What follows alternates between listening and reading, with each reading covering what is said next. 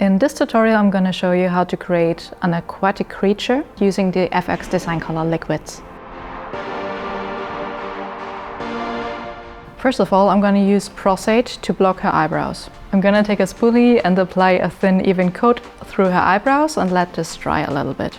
To create a paste, I'm going to mix Cryocil and Prosate. When you use Cryocil, make sure to wear like a dust mask to not inhale the product. Once it is incorporated into the liquid, it's not an issue anymore. This cream I stipple all over her eyebrows just to cover a little bit of that natural texture that you see with the hair. And then afterwards I go over it with a rubber pore sponge. The sponge is really great for this because it does not absorb any of the product and it will not leave any traces, so it will not dissolve and stick to the Prosate. We let this dry, and once it's dry it turns translucent. Next step is going to be the prosthetics. So I have pre-made prosthetics here. These are silicone pieces that are encapsulated in Syncap. So I'm just gonna cut them in half.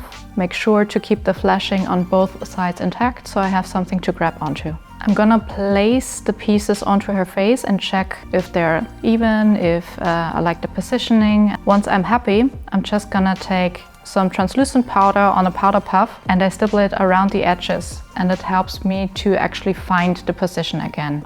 To glue the piece on, I'm gonna use silicone adhesive Neo Strong Bond. I'm gonna put it onto the prosthetic, a little bit around the silicone edge that I can see, but not all the way onto the cap plastic. And you can also put a little bit onto the skin itself. Give it a little bit of time to air out.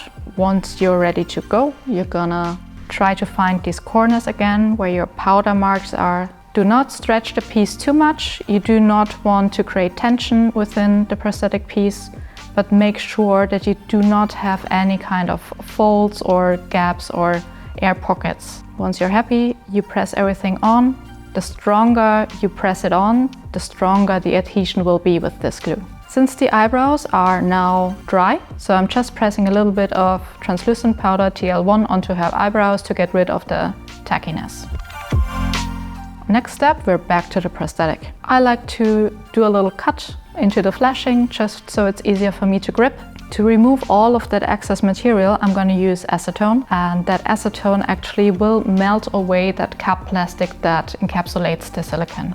And I start from the top and work my way around, and then I just very slowly and gently work around the edges. And I blend away exactly where the adhesive stops. And this way you get a very, very smooth application. You get a nice transition from prosthetic to skin. And if you're like super close to the silicone, also you do not get that much wrinkling. So just like 2 or 3 millimeters max of cap plastic should remain on the skin. We repeat that step for all of the prosthetics.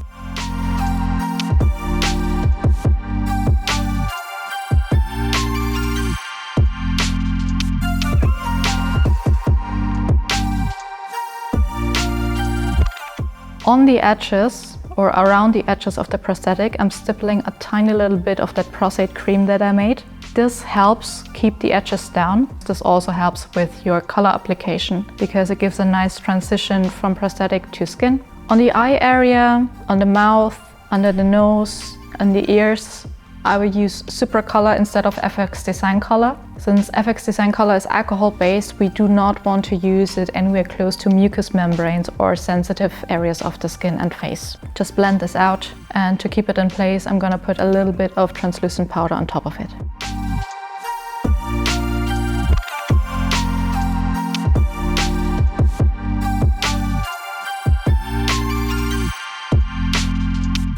Starting now with FX Design Color Liquid, I'm using a soft sponge. I just start to cover the body. With this it dries very, very fast, so make sure you dab it on quickly. Otherwise there can be little edges visible. If that happens, do not worry, you can always use a little bit of alcohol onto your sponge, dab over it again to dissolve this or to blend it in. Make sure you have an even coverage. The great thing about the FX Design Color Liquid is also that it doesn't show up much different on the skin or the prosthetic, so you get a very even application. Sometimes colors will show up differently on different material, but FX Design Color keeps pretty much its shine and its look on any kind of surface. If the color dries down on your palette while you're still working, you can just reactivate it with a little spritz of alcohol. On her upper lip and onto her nostrils, again we work with Supracolor because this is a very, very sensitive area and I don't want to use any type of product that contains too much alcohol around that. Not only can you blend FX Design color liquids on top of Supracolor, you can also go the other way around and use Supracolor on top of the FX Design color. It looks so nice with her eye color. I'm gonna use these 3 colors for details, shadows and texture. And I'm gonna mix these together in a irregular way so that when I sprinkle them on, you get different specks of colors. And I dilute the colors a little bit with isopropyl alcohol to get the right consistency. And with the darker colors, I'd go around her face, under the fake cheekbones, and I try to create almost like a contouring effect with this. This sprinkling technique, you can also do it with a chipped brush, like with a chipped paintbrush. This can also help you hide edges from your prosthetics because there's so much color variation going on that the eye cannot find the edge of the prosthetic anymore. You can create your own texture sponges by just plucking out some of the sponge from the top edge and you use it like a stamp. You just dip it in and then you stamp it on to give this aquatic, like scaly kind of pattern. Now using True White and Periwinkle together, I create a highlight color and I sprinkle it on top of the face again, just to give more color variation and to have like some interesting lighter details showing up on the skin. Same color combination, this time with a brush, and I'm just dry brushing it onto the high points of the prosthetics. I put it on the nose also, a little bit on the cupid's bow. For a little contrast, I'm gonna use orange. This will create like freckles almost. It gives another type of color so that it's not as boring. It will mix a little bit with the blue so we get like this greenish tint at some places. I also like to do a little beauty makeup for my creatures. This is just gel eyeliner, which is a waterproof eyeliner that's really nice to blend, and once it's dry, it stays on very, very well. This is just to make the lash line pop a little bit, give more definition. Then I'm going in with dark blue cheek and I'm just using a fluffy brush and I will run this through her crease to give the eye dimension and to give like a nice eye makeup look for our aquatic creature. When you do special effect work, make sure for your eye areas and your areas that are close to mucous membrane, so the mouth, the nose, you use products that are actually safe to use around these areas.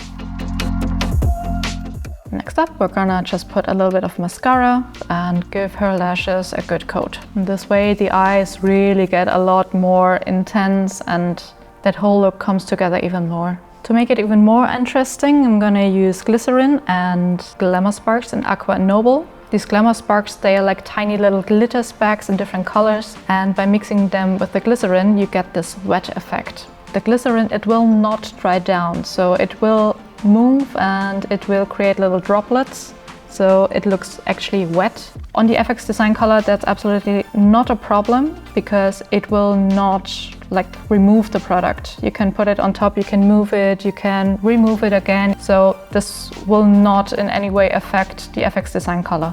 I'm also putting this mixture on her hair, and there we are, a finished aquatic creature using FX Design colors and prosthetics. I hope you liked the video. If you have any questions, just leave them in the comments and see you next time. Bye bye!